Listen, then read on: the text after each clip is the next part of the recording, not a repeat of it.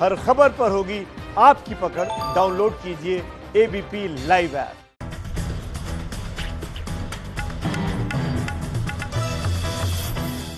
नमस्कार, मैं हूं विज्ञान प्रकाश और देश के परिवर्तन बदलाव की दास्तान लेकर मैं आपके साथ हूं। कोई भी देश और समाज शांति चाहता है, लेकिन शांति के लिए शक्ति का भी संतुलन बनाए रखना बहुत जरूरी होता है। हाल के लद्दाख की घटना ने यह साबित किया कि शांति में हम यकीन करते हैं, लेकिन कमजोर बनकर नहीं।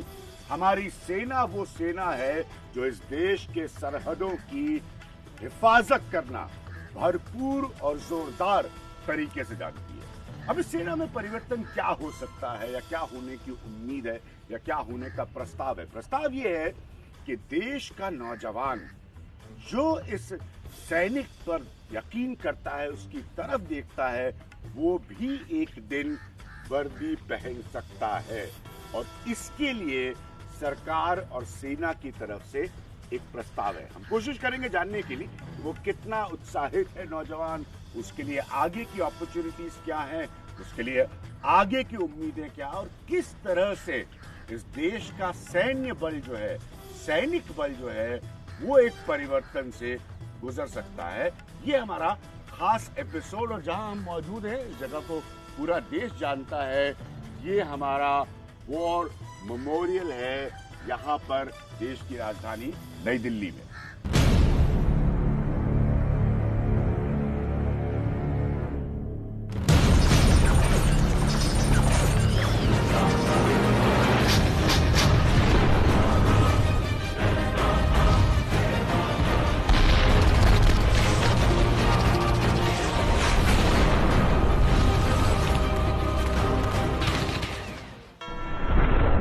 तो मौका है जिंदगी बदलने का, लेकिन क्या नौजवान तैयार है, उत्साहित है? नौजवानों को सेना की तरफ आकर्षित करने के लिए विज्ञापन पहले भी किए गए हैं, ये पहली बार नहीं हो रहा है।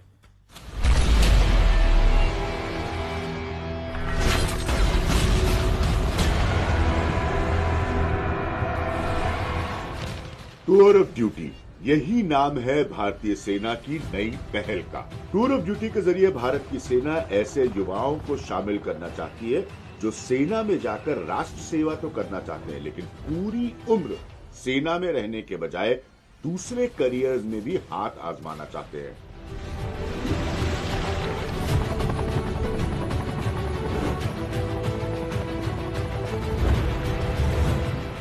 टूर ऑफ ड्यूटी के तहत युवाओं को सिर्फ 3 साल के लिए सेना में काम करने का मौका मिलेगा।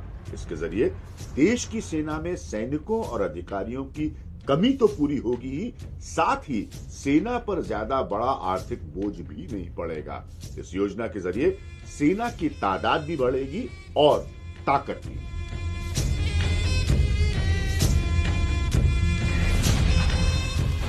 मुझे लगता है कि बहुत अच्छी चीज़ है कि ऐसा कि हमने हिस्ट्री में भी पढ़ा है कि कई कंट्रीज़ में ऐसा रूल है भी कि आप आओ तो आप 18 या 20 के होने के बाद आप कुछ साल आर्मी में दीजिए, तो अच्छा इनिशिएटिव है। 3 साल क्या 30 साल भी कम है देश के लिए। 3 साल तो वैसे ही गुजर जाते हैं, तो डेफिनेटली अगर पेंशन नहीं भी मिलता है तो इट डजंट कंसर्न मी। मैं तो इसलिए खुश हूँ कि मुझे ये मौका मिल रहा है कि अपने देश की हिफाजत कर सकें।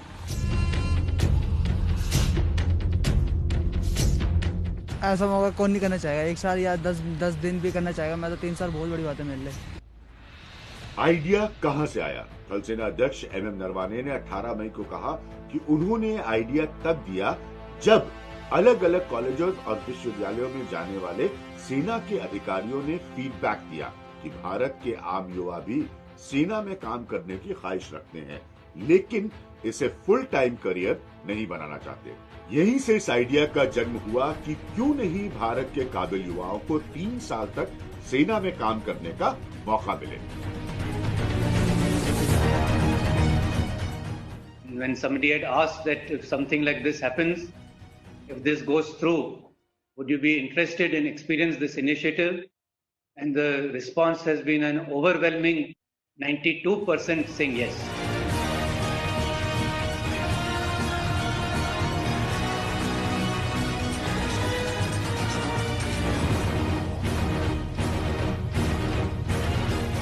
3 साल की tour of duty internship Indian army में, ये एक अच्छा प्रपोजल है, लेकिन अभी अंडर कंसिडरेशन है।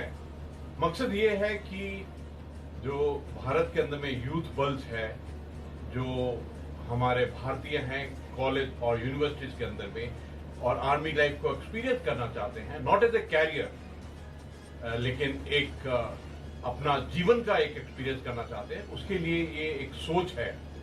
और ऐसा भी सोचा गया है कि ये ट्रायल बेसिस पे होगा शुरू में, ऑफिसर और अदर रैंक के लिए, और लिमिटेड वैकेंसी होगी।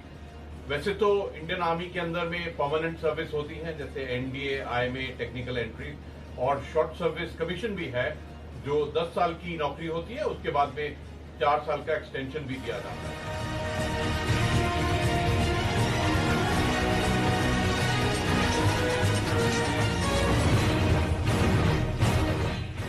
टूर ऑफ ड्यूटी यानी कि सेना में 3 साल के लिए होने का प्रस्ताव, मेरे हिसाब से ये खुद ब खुद नौजवान सेना के लिए ब्रांड एम्बेसडर्स बन जाएंगे। और यकीन मानिए, अगर इस प्रस्ताव का फाइनल स्ट्रक्चर जो है वो उनकी जिंदगी बदल रहा है, तो ये बहुत अच्छा और कारगर हो सकता है। सेना में शामिल होने के लिए परीक्षा का एक कठिन दौर होगा, जिससे सबको गुजरना होगा। जवानों को 1 मील यानी 1600 मीटर की दौड़ को 5.5 से 5.25 मिनट में पूरा करना होगा। इसके अलावा उन्हें बाधा दौड़ से गुजरना होगा। रस्सियों के जरिए ऊपर चढ़ने को भी कहा जाएगा, ताकि उनकी शारीरिक क्षमता और हौसले को जांचा जा सके।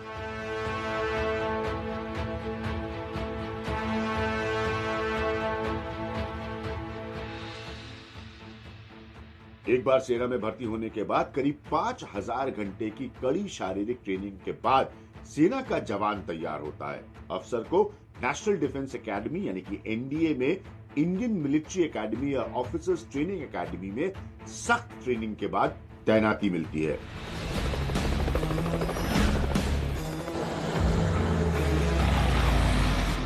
टूर ऑफ ड्यूटी के जरिए चुने जाने वाले युवाओं को भी इन मुश्किल इम्तिहानों से गुजरना होगा, क्योंकि सेना की कसौटी पहले वाली ही रहेगी।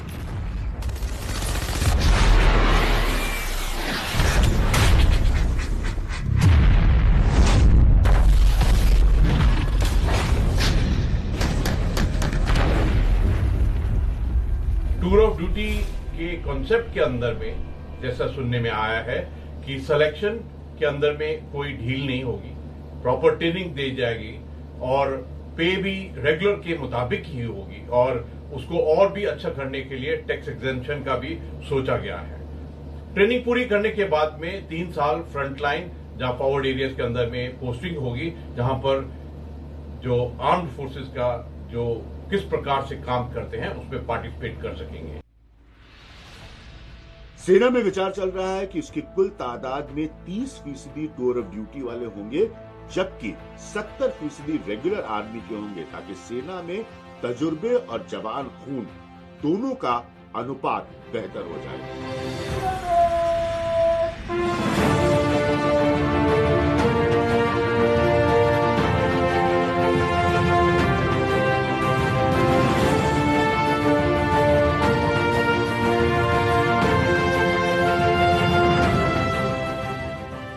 सेना तैयार है, नौजवान तैयार हैं, लेकिन बड़ा सवाल यह है कि 3 साल के बाद इन नौजवानों को क्या मिलेगा और किस स्तर पे मिलेगा।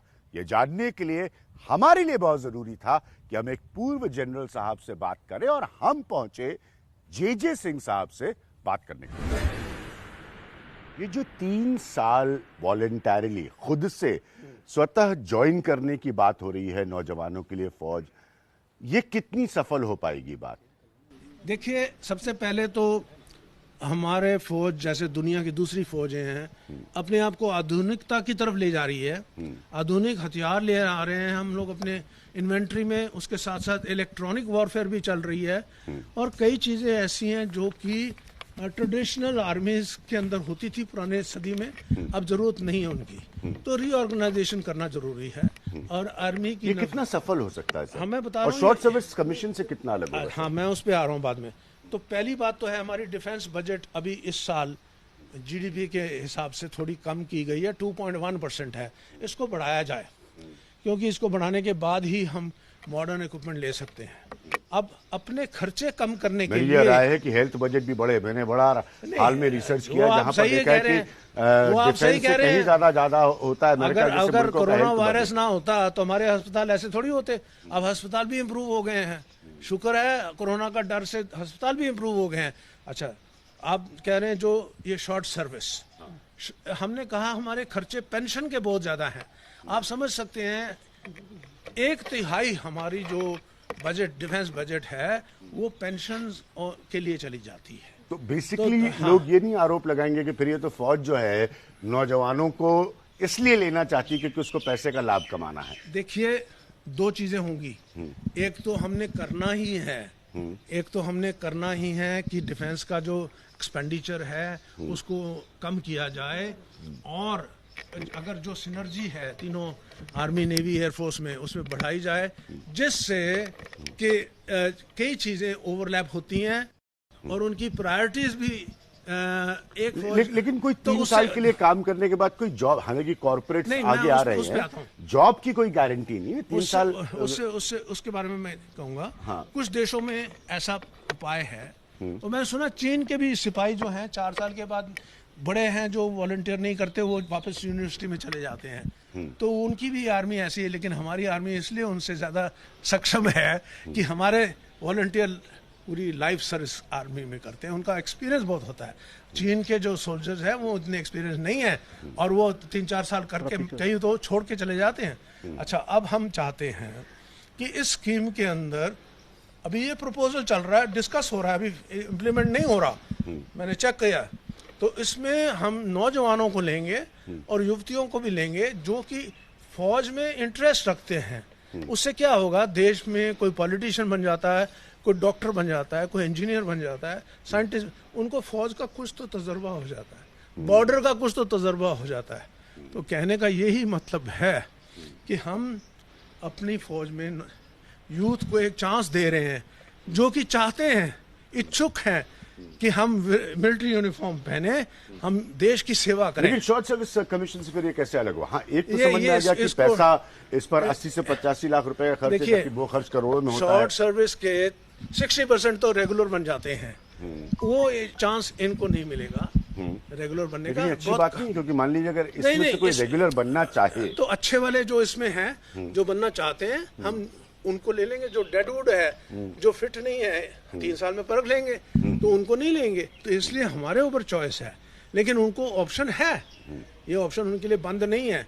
लेकिन पैसा कैसे बचाएंगे कि पैसा उनको पेंशन नहीं देना पड़ेगा, उनको और कुछ फैसिलिटीज नहीं देनी पड़ेंगी जो हमारे ओवरहेड। बहुत अच्छी बात है, मैं जानना चाहता हूँ जनरल। अच्छी बात तो है ही है, अच्छी बात तो है ही है। और कैसे कुछ लोग 3 साल के लिए ज्वाइन करें, उनको कुछ नहीं मिले, और जो लंबे टाइम के लिए उनको सब कुछ मिले। नहीं, इनको एक बहुत अच्छा गोल्डन हैंडशेक पैकेज मिलेगा, जिससे कि वो पढ़ भी सकते हैं और काम भी कर सकते हैं, और मीडियम स्मॉल स्केल एंटरप्राइज शुरू करना चाहते हैं। फॉर एग्जांपल, देखिए आर्मी के एक्सपीरियंस में वो देख लेता है गन कैसी है, एम्युनिशन कैसी, कहता है यार ये चीज़ तो मैं बना सकता हूँ। तो मैं 3 साल के बाद प्लान बना देता है, बोलता है मेरे को ये कोर्स करवा दो, मेरे को ये ट्रेनिंग दिलवा दो, वो मिल जाएगी। उसके बाद जब फौज छोड़ता है, गोल्डन हैंडशेक लेके गवर्नमेंट के नए जो स्कीम बने हैं उससे लोन लेके अपनी इंडस्ट्री शुरू करेगा। एक लास्ट पॉइंट सर, देखिए एक समय था, एक समय देखिए था। मैं अल्जीरिया में रहा हूँ, डिफेंस अटैच है, वहाँ पे नौजवान कहते हैं सर क्या करें, हम बेकार हैं, काम ही नहीं है हमारे वास्ते। तो मैंने कहा गवर्नमेंट ऑफ अमेरिका भी हर इंसान को जॉब नहीं दे सकती, आप गवर्नमेंट पे क्यों वेट कर रहे हो, अपना भी तो सोचिए, कुछ अपना दिमाग बुद्धि लगाइए, भगवान की दी हुई बुद्धि इस्तेमाल करिए। एक आखिरी पॉइंट, क्योंकि आपने कहा कि नौजवान आना चाहते हैं, बहुत आना चाहते हैं, विज्ञापन भी देना पड़ रहा है आर्मी को, पहले भी ऐसा हुआ है, नौजवानों को अपनी तरफ आकर्षित करने के लिए, अट्रैक्ट करने के लिए। मैं कह रहा हूं, या तो वो आना चाहते हैं या वो नहीं आना चाहते। क्यों एडवर्टाइज करना पड़ता है इंडियन आर्मी को कि come and join the Indian army? Hindustan में अगर कभी भी आप सर्वे लीजिए, इंडियन आर्मी को नंबर 1 जगह मिलती है, पहली पद भी इंडियन आर्मी। हाँ, लेकिन फिर भी उसको एडवर्टाइज करना पड़ता है कि लोग उसके साथ एडवर्टाइज भी तब करेंगे जब ये प्लान पूरा मेच्योर हो जाता नहीं, है। पहले क्यों एडवर्टाइज करना पड़ा? पहले ये आइडिया फ्लोट किया गया। जैसे मेरा सवाल सर कुछ और है। मेरा सवाल बड़ा सीधा सा है कि अगर आप कह रहे हैं कि नौजवान भारतीय फौज में आना चाहते हैं, जो कि अच्छी बात है मेरे हिसाब से, तो पहले लोग क्यों छोड़ के जा रहे थे इतना, और लोगों को बुलाने के लिए एडवर्टाइजिंग क्यों करनी पड़ी यार इंडियन आर्मी को? देखिए, इस बात को मैं कहना चाहता हूँ कि एक तो है हमारे ऑफिसर्स की शॉर्टेज है, 7,000 आर्मी में ऑफिसर शॉर्ट है, वो हम जल्दी से जल्दबाजी में अर्ली क्विक फिक्स नहीं कर सकते। ट्रेनिंग पूरी बाकायदा होनी चाहिए, तभी हम सालतोरो जैसे जगह पे एक्शन ले सकते हैं। तभी हम अपने जहाँ पे अभी हो रहा है गलवान वैली में, हमने चाहे धक्का मुक्की हुई, मुक्केबाजी हुई और इस्तेमाल किए गए अनआर्म्ड टैक्टिक्स, उसमें सक्षम करने के लिए हमें तो अच्छे लड़के चाहिए, हमें तो वो चाहिए जो जान देने को तैयार हैं। इसलिए मैं समझता हूँ कि हमें कुछ तो उनके बारे में बताना देशवासियों को। और मैं ये कहना चाहता हूँ कि देश में नौजवानों की कमी नहीं है, हमारी आर्मी में सोल्जर्स कम हैं, वो इसलिए कम है कि हमको हमारे कैपेबिलिटीज़ के मुताबिक हमारे जो बेंचमार्क हैं, स्टैंडर्ड हैं, उसमें जो फिट होते हैं वही लेते हैं हम, और कुछ मजबूरी उनको जाना पड़ता है फैमिली प्रॉब्लम के लिए। जनरल सिंह, हमसे बातचीत करने के लिए बहुत बहुत शुक्रिया। जैसा सुना था, आप अपनी बात खुलकर रखते हैं, मुझे भी बहुत अच्छा लगा आपसे सवाल पूछना। Thank you so much. Thank you sir. Thank you. तो ये थे जनरल सिंह, और बड़े साफ तौर पर इन्होंने एक बात कही कि मौजूदा स्थिति में, जो सवाल आप सबके मन में है, मौजूदा स्थिति में किसी भी सूरत हाल में हम चाइना से कमजोर नहीं नजर आ रहे हैं। ये एक जनरल साहब की राय है। हालांकि प्राथमिकता स्वाभाविक है, माहौल को देखते हुए डिप्लोमेटिक रास्ते सबसे पहले होने चाहिए।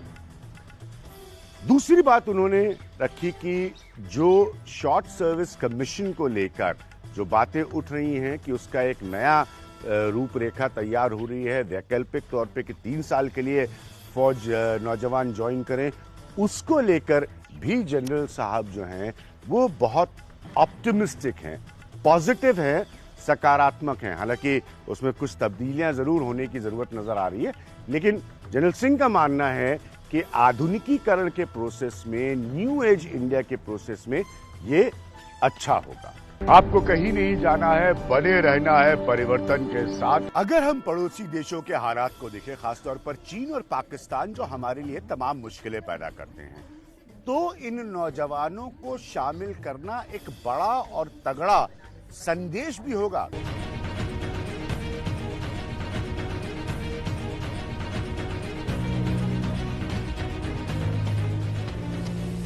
चीन जैसे देशों में जबरन इनको फौज में शामिल किया जाता है। यहां पर हमारे नौजवान अपनी मर्जी से, अपनी इच्छा शक्ति से देश के लिए सेना में ज्वाइन कर सकते हैं। दूसरा, अगर मैं बड़ा उदाहरण लूं तो पाकिस्तान का। पाकिस्तान में भी एक स्टेटस सिंबल होता है, सुविधाएं जो होती है फौज की, उसकी तरफ लोग ज्यादा आकर्षित होते हैं। तो ये रास्ता अगर नौजवान अख्तियार करते हैं, और मैंने कहा ये प्रस्ताव से एक अमली जामे की शक्ल में आता है, तो ये एक बहुत बड़ा परिवर्तन ला सकता है, हमारे सैन्य बलों को और भविष्य के लिए ताकतवर बनाने के लिए बहुत बड़ा परिवर्तन ला सकता है।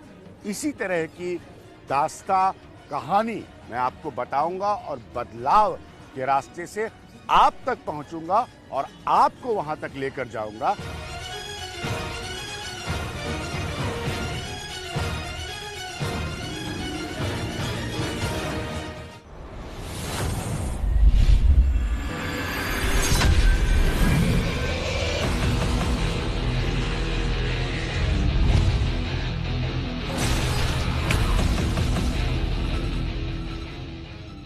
सेना के रेगुलर जवान पर भर्ती से लेकर पेंशन तक कोई 11 करोड़ रुपए खर्च होते हैं, जिसमें से अकेले उसकी ट्रेनिंग पर करीब 6 करोड़ रुपए खर्च होते हैं, जबकि टूर ऑफ ड्यूटी के तहत आने वालों की ट्रेनिंग का फिलहाल खर्च 80 से 85 लाख रुपए होगा। इसके तहत एक जवान पर भर्ती से लेकर विदाई तक 1 करोड़ रुपए का खर्च आएगा। फिलहाल शुरू में सिर्फ 1000 जवान होंगे और 100 अफसर के लिए जगह होगी।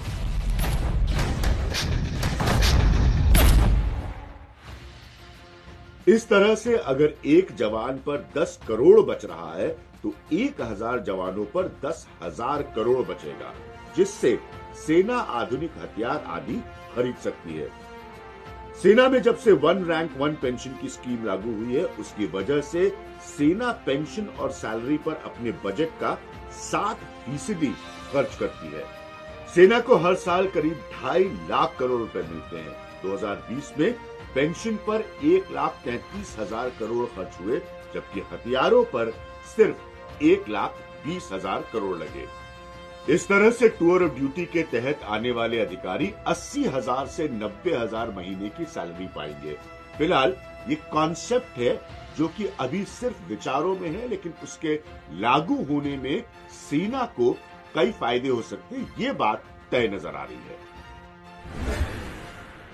टूर ऑफ ड्यूटी की जो सोच है वो शॉर्ट सर्विस कमीशन से अलग है। इसलिए बड़ा सवाल ये उठता है कि 3 साल के बाद इन नौजवानों को प्रायोरिटीज क्या मिलेंगी, प्राथमिकताएं क्या मिलेंगी, रोजगार के हिसाब से, मौकों के हिसाब से, नौकरी के हिसाब से, और खास तौर पर कॉर्पोरेट सेक्टर में, प्राइवेट सेक्टर में। आमतौर पर अब तक जो सैनिक कम वक्त की सेवा के बाद रिटायर होते हैं, उन्हें अलग अलग तरह की कंपनियों में नौकरी मिल जाती है, लेकिन टूर ऑफ ड्यूटी पूरी करने वाले लोग बेहद कम उम्र के होंगे। ऐसे में उनके लिए प्राइवेट सेक्टर में कहां उन्हें एंट्री मिल सकती है, इसको भी जानना जरूरी है। तो 3 साल का जो अवसर सेना दे रही है, आप ये अवसर लेना चाहोगे? नहीं सर। क्यों? क्योंकि 3 साल बाद ये ऑप्शन है कि क्या करेंगे, 3 साल बाद तो निकाल देंगे वहाँ से, 3 साल जॉब करके निकाल देंगे, तो क्या करेंगे फिर हम। टूर ऑफ ड्यूटी के तहत भारतीय सेना में अपनी सेवाएं देने वाले नौजवानों को कॉर्पोरेट कंपनियों में भी खासी तरजीह दी जा सकती है, क्योंकि भारतीय सेना में चाहे फिर वो कोई सैन्य अफसर हो या जवान, सभी को एक कड़ी चयन प्रक्रिया से गुजरना पड़ता है, जिसमें शारीरिक क्षमता के साथ साथ मानसिक क्षमता पर भी खासा जोर दिया जाता है। ये एक बहुत अच्छा आइडिया है, क्योंकि देखा गया है कि देश के अंदर में जो पैट्रियोटिज्म है, जो देश के लिए कुछ करने की इच्छा है, लालसा है, उसको एक रूप मिलेगा। और ये यूथ बल्क को देखकर भी किया जा रहा है, और इससे यूथ को एक अच्छा एम्प्लॉयमेंट स्कीम मिलेगा। जो टारगेट एज है वो 20 to 23 है। देखिए, अभी डिटेल पूर्ण रूप से डिसाइड नहीं हुई है, जब भी डिसाइड होंगी ये शेयर की जाएगी। और ये एक बहुत ही अच्छी अपॉर्चुनिटी है भारतीय यूथ के लिए टू सर्व द नेशन। एक जो मिलिट्री यूनिफॉर्म में आने का एक जज्बा सा होता है, जो एक इथॉस और वैल्यूज होते हैं, वो बहुत ही अच्छा होगा। लेकिन सबसे बड़ी बात यह है कि हमारे जो कॉर्पोरेट वर्ल्ड है, उन्होंने भी इस चीज को बहुत अच्छा से लिया है, और एक बहुत अच्छे जो कॉर्पोरेट हाउसेज हैं, उन्होंने कहा है कि उनको खास तौर पर जो उसके बाद में प्रोफेशन है उसमें मौका दिया जाएगा। ये जो टूर ऑफ ड्यूटी करने के पश्चात में जो एक ह्यूमन रिसोर्स का एक पैकेज मिलेगा भारतीय कॉर्पोरेट को, वो अलग दर्जे का होगा। उनकी लीडरशिप और उनकी क्वालिटीज एक बहुत ही निखरी हुई होंगी। टूर ऑफ ड्यूटी के बाद जब लोग वापस लौटेंगे तो महिंद्रा ग्रुप उन्हें नौकरी देने में खुशी महसूस करेगा। सर, कोई बाइंडिंग नहीं है। क्या ऐसा होना चाहिए कि 3 साल बाद इंडिया या इंडिया के जो सफल पब्लिक सेक्टर्स हैं वो जरूर दे इनको जॉब? ये बहुत अच्छा आइडिया है, लेकिन इसमें आगे और काम करने की जरूरत है, जिससे कि अच्छे लोग अट्रैक्ट भी हों और उनको मालूम भी हो कि 3 साल के बाद उनका क्या फ्यूचर है। लोग फौज के बाद, क्योंकि फौज के लोगों की एक बड़ी इज्जत होती है अपने तरह से, काम देना जरूर पसंद करते हैं। हम जानते हैं तमाम रिटायर्ड फौजी जो हैं वो अलग अलग सेक्टर्स में काम करते हैं, तो ये म्यूचुअली बेनिफिशियल नहीं होगा कंपनीज के लिए भी कि बेहतर ट्रेन्ड, बेहतर डिसिप्लिन्ड मैन पावर उनको फौज के जरिए से मिलेगी? नहीं, देखिए, जो आपने बोला प्रिंसिपली तो ठीक है, लेकिन अगर ये खाली इनका 3 वर्ष का ही एक्सपीरियंस है तो 3 वर्ष में वो क्वालिटीज ऑफिसर में और सोल्जर्स में नहीं आती हैं जो कि लंबे पीरियड में आती हैं। तो मेरे ख्याल में फिर अभी तक ये बड़ा न्यूबलर स्टेज है। अभी ये एक लाउड थिंकिंग लग रही है, और मुझे पूरा विश्वास है कि जब ऑफिसर्स और आर्मी ऑफिसर्स और सब लोग जब बैठेंगे तब ये सब क्वेश्चन रेज करेंगे और इसके आंसर्स लाएंगे। अगर सरकार इसकी डिटेलिंग पर काम करती है और हमें जैसे बिल्कुल सही आपने कहा, और इसमें फूल प्रूफ या भविष्य को देखते हुए क्या प्लान नजर आता है, तो कितना उत्साहित करेगा ये देश के नौजवानों को? तो जो आप कह रहे हैं इसमें इंथुजियाज्म होगा, क्योंकि बहुत से लोगों को नौकरी भी चाहिए और फौज की नौकरी जो काम कर सकते हैं, जो फौज में कर सकते हैं, तो ये बहुत आइडियल है। तो इसका रिस्पांस होगा और अच्छा होगा, लेकिन वो क्या बैकग्राउंड होगी उनकी और क्या किस तरह से वो होगा, वो डिपेंड करेगा कि जिस तरह से इस पूरी स्कीम का ब्लूप्रिंट निकलता है। अगर हम पड़ोसी देशों के हालात को देखें, खासतौर पर चीन और पाकिस्तान जो हमारे लिए तमाम मुश्किलें पैदा करते हैं, तो इन नौजवानों को शामिल करना एक बड़ा और तगड़ा संदेश भी होगा, क्योंकि चीन जैसे देशों में जबरन इनको फौज में शामिल किया जाता है। यहां पर हमारे नौजवान अपनी मर्जी से, अपनी इच्छा शक्ति से देश के लिए सेना में ज्वाइन कर सकते हैं। दूसरा, अगर मैं बड़ा उदाहरण दूं तो वो पाकिस्तान का। पाकिस्तान में भी एक स्टेटस सिंबल होता है, सुविधाएं जो होती है फौज की, उसकी तरफ लोग ज्यादा आकर्षित होते हैं। तो ये रास्ता अगर नौजवान अख्तियार करते हैं, और मैंने कहा ये प्रस्ताव से एक अमली जामे की शक्ल में आता है, तो ये एक बहुत बड़ा परिवर्तन ला सकता है। हमारे सैन्य बलों को और भविष्य के लिए ताकतवर बनाने के लिए बहुत बड़ा परिवर्तन ला सकता है। भारत की सेना में टूर ऑफ ड्यूटी के तहत जो बहाली होगी उसमें कोई रियायत या छूट नहीं मिलेगी। सैनिकों को नौकरी देने की प्रक्रिया वही रहेगी जो अभी नियमित सैनिकों के लिए है। फर्क सिर्फ इतना होगा, ये सैनिक सिर्फ 3 साल के लिए बहाल होंगे। इसके जरिए भारत की सीमा पर सटे दुश्मनों को चेतावनी देने के साथ साथ संघर्ष की स्थिति में टक्कर देने की काबिलियत भी बढ़ जाएगी। चीनी सेना की तादाद 22 लाख, भारतीय सेना की तादाद 14 लाख। चीनी सेना का सालाना खर्च 12,72,720 करोड़ रुपए। भारतीय सेना का सालाना खर्च 4,71,378 करोड़ रुपए। जाहिर है, टूर ऑफ ड्यूटी का नियम लागू होने पर भारतीय सेना की तादाद में जितनी बढ़त होगी, उसके अनुपात में सालाना खर्च कम बढ़ेगा और नए बजट से सेना के आधुनिकीकरण, मॉडर्नाइजेशन और दूसरी जरूरी मदों में खर्च करना आसान होगा।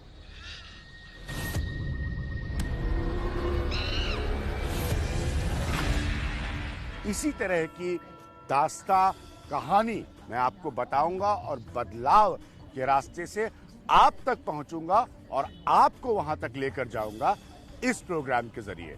मैं अभिज्ञान प्रकाश, एबीपी न्यूज के लिए।